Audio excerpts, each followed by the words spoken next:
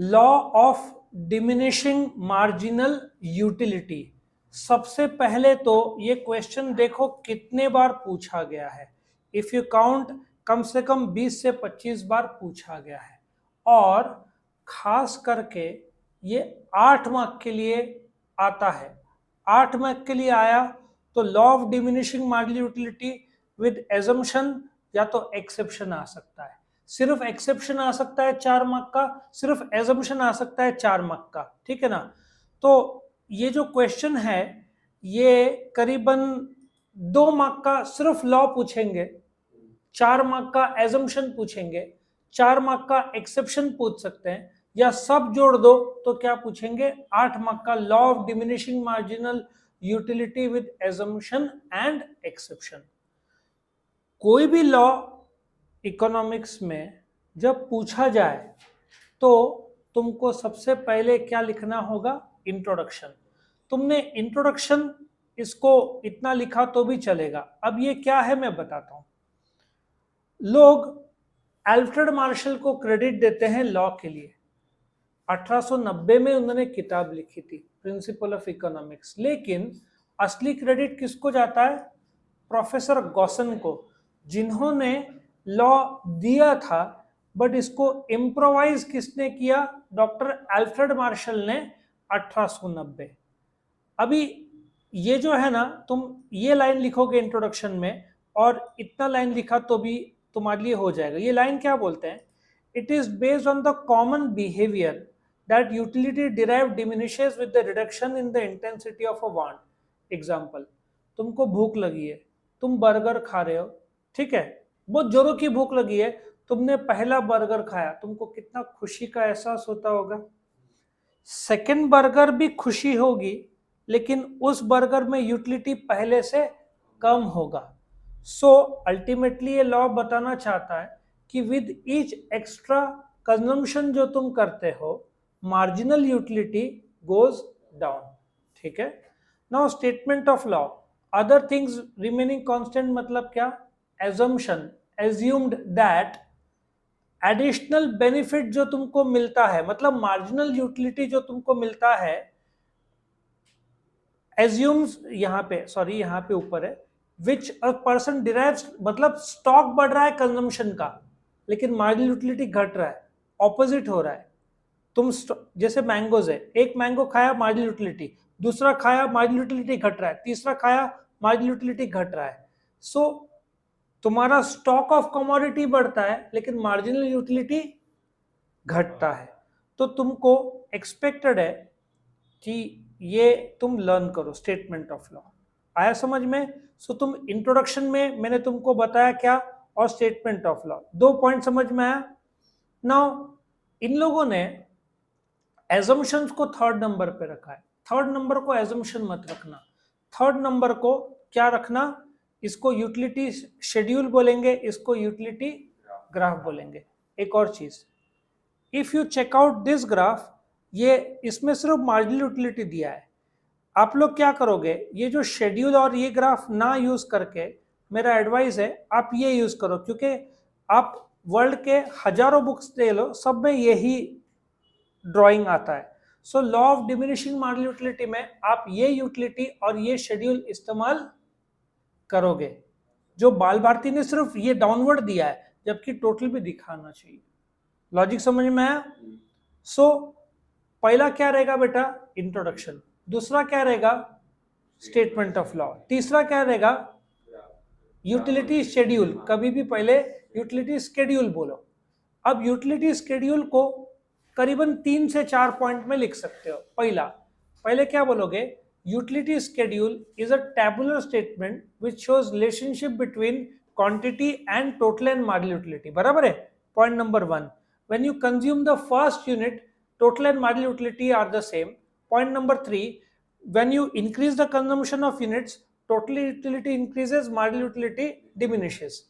Fourth number, at the unit 6, marginal utility is 0 and total utility is the highest. This shows that when you increase the consumption, increase the quantity of consumption, marginal utility goes down. इतना point by point, इन लोगों ने point by point नहीं दिया है। तुम इसको 3 से 4 point में ये जो स्केड्यूल है इसको एक्सप्लेन करेंगे। अब ये क्या है, ग्राफ है, इसको हम करीबन 10 पॉइंट में लर्न करेंगे। पॉइंट नंबर 1 क्या बोलोगे, utility graph is the graphical representation of the utility schedule, point number 1। Number 2, अभी ग्राफ में इमेजिन करो एक्स एक्सिस में क्या दिया हुआ है, on the X axis units या तो quantity is given. Number 3, O is a point of origin. Number 4 या 5 जो भी है, ऑन द वाई एक्सिस क्या दिया हुआ है, marginal utility and total utility is given. Okay, next point क्या रहेगा तुम्हारा, शुरू होगा कितने पॉइंट्स हुए, पहले कर बताया, एक्स एक्सिस, ओ, फिर वाई, 4 पॉइंट हुए। 5वां point, TU represents the total utility curve, MU represents the utility curve, कितने पॉइंट हुए, 6। 7वां point, TU curve and the MU curve starts at the next, जो भी पॉइंट नंबर है, TU curve goes, MU curve goes, when the total utility curve is the highest, marginal utility is, this point is called as point of satiety या maximum satisfaction या saturation point, ठीक है। Now when you consume more or when you consume beyond the marginal utility, when it is 0, marginal utility becomes, that is called as disutility and total utility goes down। अच्छा, 4 mark का यदि उन लोगों ने पूछा law of diminishing marginal utility, तो तुम क्या लिखोगे, introduction, statement of law, utility schedule और यूटिलिटी कर्व। 8 मार्क का पूछा तो वो लोग क्या पूछेंगे, एजम्पशन भी साथ में आएगा। 8 मार्क का explain law of diminishing marginal utility with assumption. अच्छा, एक पेपर में उन्होंने क्या किया, explain law of diminishing marginal utility with assumption exception. ऐसा क्वेश्चन आया है तो ये अटेम्प्ट नहीं करके लॉ ऑफ डिमांड दूसरा जो पूछा वो करने का, क्योंकि तुम एजम्पशन के 10, एक्सेप्शन के 8, तुम्हारा 40 मिनट लगा दोगे तुम। इतना बड़ा क्वेश्चन अभी नहीं पूछते, या तो एजम्पशन या एक्सेप्शन साथ में पूछते, दोनों आया तो उसको, और जो आएगा ना law of demand with assumption, वो अटेम्प्ट करने का, क्योंकि फिर बहुत बड़ा हो जाएगा।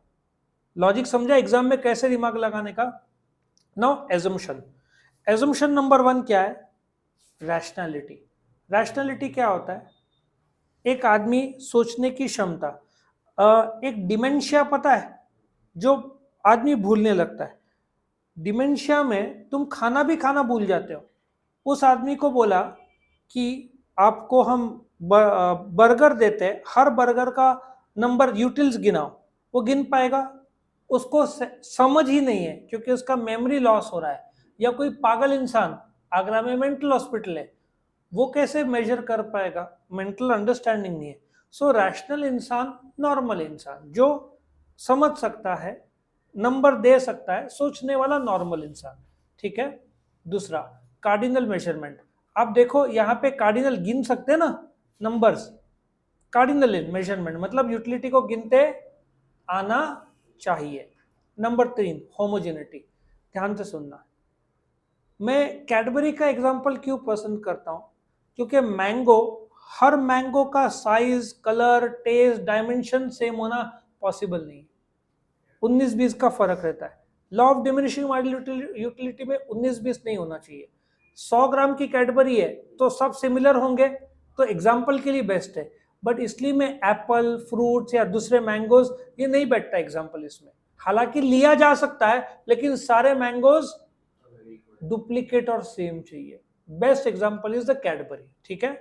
कंटिन्यूटी, तुमने एक कैडबरी खाया, फिर बोला अभी नहीं, बाद में नहीं, कैडबरी खाया, उसके बाद सेकंड कैडबरी, फिर उसके बाद खत्म हुआ third Cadbury, fourth Cadbury, fifth, लगातार, वन आफ्टर द अनदर। सवेरे 2 कैडबरी, शाम को 2 कैडबरी नहीं, क्योंकि वापस भूख लग जाएगी शाम को। वन आफ्टर द अनदर होना चाहिए। फिर रीजनेबिलिटी। अब रीजनेबिलिटी क्या है, आप एक कप मेजरिंग, आजकल कप मेजर वाले आते हैं, मेजर वाले कप लो चलेगा, लेकिन आप चम्मच दूध लो तो कैसे चलेगा? 10 चम्मच तो आप ऐसे पी जाओ, आपका मार्जिनल यूटिलिटी घटेगा ही नहीं। सो रीजनेबल साइज होना चाहिए। A cup of milk is all right, but a spoon of milk is not all right, क्योंकि चम्मच 8-10 तो ऐसे पीने के बाद तुम्हारा मार्जिनल यूटिलिटी घटेगा नहीं। तो रीजनेबल साइज होना चाहिए।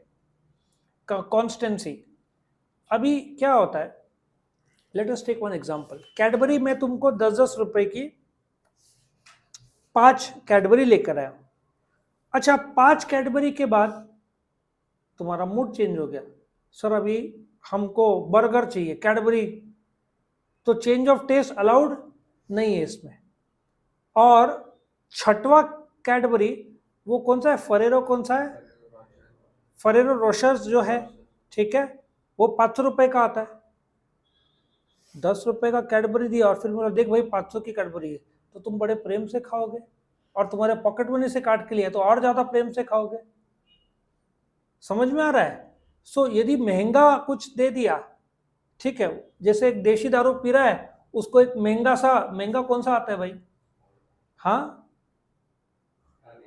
हाँ, कौन सा आता है, ब्लैक लेवल, रेड लेवल, वो महंगा आता होगा। प्रीतम तुझे पता है? नहीं पता।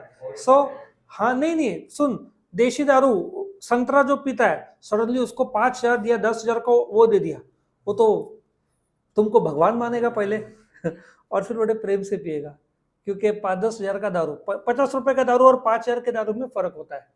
तो सडनली कॉस्ट चेंज नहीं होना चाहिए, ये पॉइंट है, ठीक है। तुम्हारे चॉइस, लाइक, हैबिट सब सेम रहना चाहिए। डिविजिबिलिटी, दो law assume that commodity consumed is divisible. अच्छा आपके घर पे फ्रिज कितने होंगे? एक, किसी का बाहर रहेगा तो एक सेकंड बार रूम में फ्रिज, उससे ज्यादा, एक घर में नॉर्मली एक फ्रिज होता है। सो आपका प्रोडक्ट डिविजिबल होना चाहिए। आप फ्रिज टीवी को कैसे डिवाइड करोगे? सो अगेन वो लागू नहीं होगा एग्जाम्पल। और आपका सिंगल वांट है, जैसे कि आपको भूख लगी है, लगातार कैडबरी लिया जा रहा है, लेकिन आप बर्गर के साथ पिज्जा नहीं ले सकते। क्यों? क्योंकि उसके लिए अलग लॉ है, law of equi marginal utility. एक जमाने में था सिलेबस, पिछले सिलेबस में था, इस सिलेबस में उन्होंने हटाया। सो लॉ ऑफ डिमिनिशिंग में सिर्फ एक प्रोडक्ट एक वांट होना चाहिए, दो प्रोडक्ट आ गया तो वो लॉ ही चेंज हो जाता है, फिर वो लॉ ऑफ इक्वी मार्जिनल में आ जाता है, ठीक है। तो सिंगल वांट होना चाहिए। एजम्पशन सबको समझ में आया? Now come to the exceptions. Exception वो है जहां पे लॉ टूट जाता है। Let us see the points. पहला, हॉबीज। अच्छा कुछ लोग को, तुम लोग में से शौक है paintings, old coins, music, reading.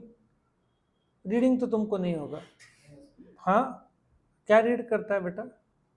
Books read करता है, कौन से? वो उसके मन में जो है, मैं बोलता हूँ कौन से वीडियोस देखता है बुक के नाम पे? अच्छे वाले बुक्स, हाँ, तो अपना डिस्कस भी हुआ था। बट वो लॉ टूटता है। मेरे टाइम में मोबाइल नहीं था, गर्मियों में फिर दोपहर को खेलते नहीं थे, तो हम लोग जो बुक है, जैसे जो अभी वो दिन डिस्कस हुआ था टॉपिक्स, तो वैसे एक बुक लिया, तब तक मैं रीड करता था जब तक ब्रेन दुखे नहीं, और फिर लगता था जल्दी सो के उठूं, ब्रेन फ्रेश होगा। सो उस समय रीडिंग जितना ज्यादा किया उतना अच्छा लगता था, क्योंकि मोबाइल होता तो उतना हमने भी रीडिंग नहीं कर पाए होते। बट तुमको म्यूजिक का शौक है, अरिजीत सिंह का, तो तुमको जितना ज्यादा सुना उतना ज्यादा अच्छा लगता है, वो मार्जिनल घटता नहीं है, उल्टा बढ़ते जाता है, ठीक है। सो हॉबीज, कुछ लोग एक हाथ, अभी तो जमाना कम हो गया है, कुछ स्टूडेंट्स पुराने नोट्स या दूसरे कंट्रीज के नोट्स, कॉइन्स लेके आते हैं, तो वो जितना ज्यादा कलेक्ट किया उतना ज्यादा अच्छा लगता है। तो लॉ टूटता है, क्योंकि विद ईच एक्स्ट्रा कलेक्शन तुम्हारा मार्जिनल घटना चाहिए, बट यहाँ पे उल्टा बढ़ता है।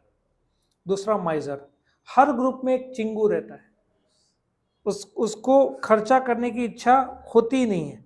सो जितना पैसा आया, आने दो आने दो आने दो, वो करते जाता है। जबकि इफ यू चेक आउट, अमीर आदमी जैसे तुम बनते जाओगे, तुम छोटे छोटे, अब जैसे होटल में गए 100 रुपए टिप दे दिया, एज द स्टूडेंट 100 रुपए, तुम बोलोगे भाई ये 2 दिन का खर्चा है हमारा, तुम्हारे लिए 100 रुपए। बट जब तुम आगे बढ़ करोड़पति बनोगे ना, सब कार में आओगे, तब तुम्हारे लिए 100 तो तुम ऐसे गरीब को दे दोगे। तो अमीर जैसे होते जाओगे, पैसों की अहमियत छोटे लेवल पे कम होती जाता है। लेकिन चिंगो आदमी को बस पैसा चाहिए जितना आया, मार्जिनल यूटिलिटी उसका घटता ही नहीं है पैसों के मामले में। तीसरा, एडिक्शन। किसी को सुट्टा मारने का एडिक्शन है ना, तो तेरे को एग्जांपल लिया था, बॉक्स और एक हाथ में सुट्टा, ठीक है। तो वो लोग को बोलते ना, या बेस्ट इसमें ड्रंकर्ड का भी एग्जांपल है, दारू पीने का एडिक्शन है, लोग पीते जाते हैं, और मैं जानता भी हूँ लोग को, कुछ लोग तो हर रोज पीते हैं। सो इतना एडिक्शन है, उनसे कंट्रोल ही नहीं होता, और उल्टा जितना ज्यादा पिया उतना ज्यादा नशा आता है। सो एडिक्शन में लॉ ऑफ मार्जिनल यूटिलिटी लागू नहीं होगा।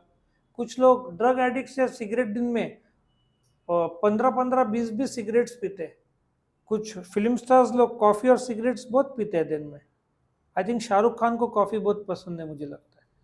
आई थिंक 8-10 कप पी जाते हैं, मैंने जो सुना था। सो वो कॉफी पीने के बाद थोड़ा एक्टिवनेस आता है ना। सो एडिक्शन थोड़ा हुआ तो फिर उल्टा विद ईच एक्स्ट्रा कॉफी तुमको उल्टा वो बढ़ता है, घटता नहीं है। पार पार किसको लगता है? पॉलिटिशियन। जितना ज्यादा पार उतना ज्यादा मजबूत फील होता है। सो इसलिए तो लाल बत्ती एक जमाने में सबको चाहिए रहता था, पीछे 2 गाड़ी आगे 2 गाड़ी, ठीक है। तो पार जो है ये जितना ज्यादा आया कुछ लोग को, नॉट एवरीबडी, ठीक है। और मनी का तो मैंने एग्जांपल ले लिया। As you become rich money का इंपॉर्टेंस लोअर लेवल पे कम हो जाता है। अब Mukesh Ambani iPhone 14 pro max यदि लिया होगा तो 1.25 लाख बहुत ज़्यादा पे कर दिया ऐसे सोचेगा, वो पूरा एप्पल को खरीद लेंगे इंडिया के। तो उनके लिए पैसों की कोई अहमियत नहीं है।